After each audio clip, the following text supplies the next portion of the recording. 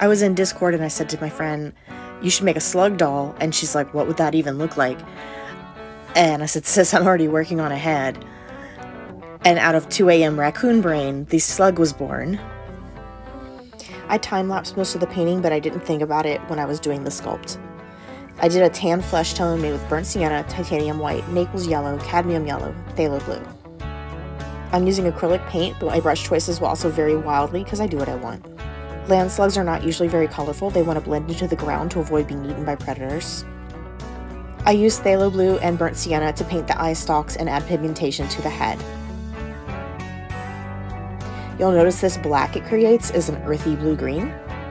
The green tone in phthalo blue is complementary to the red in burnt sienna, so the gray that it creates is really down to earth and calm.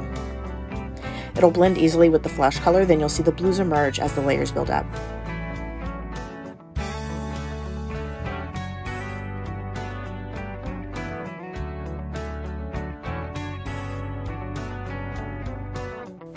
Apologies for being off camera at times. I'm not used to working around the tripod.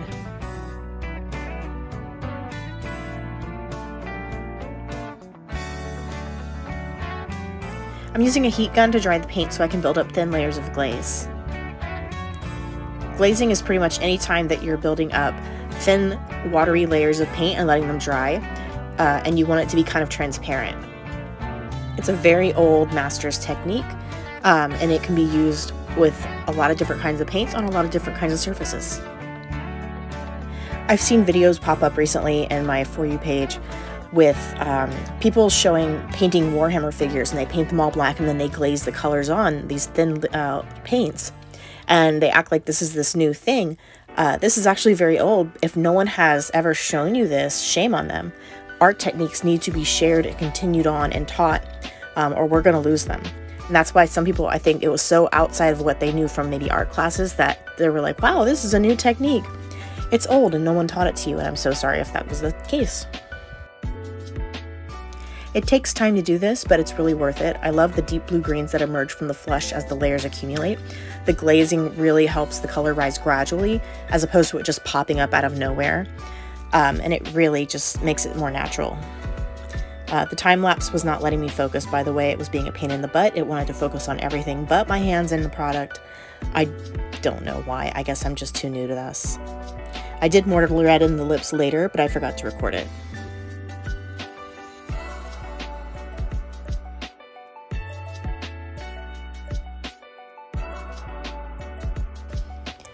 So as I'm getting towards the end of this, you see the earthy dark blue I'm going for, right? It should be showing up. I'm now giving her light reflective gold spots with interference gold paint. It's something that it's a little more subtle of a gold when you're not looking with the light hitting it directly, but it perks up really nicely when the light hits it. And shiny little freckles. I also ended up putting interference blue, which is the same thing as the gold. It's just a blue tone, and I put it on the end of the eye stalks, like that was where the orbs of the eyes were. I wanted them to stand out from the rest of the stalk. And finally, I'm giving her a nice shiny high gloss varnish so that she can look like she's got slug slime. So it's not a bad first try. It could use some smoother textures. I think that's just going to take a little bit more practice.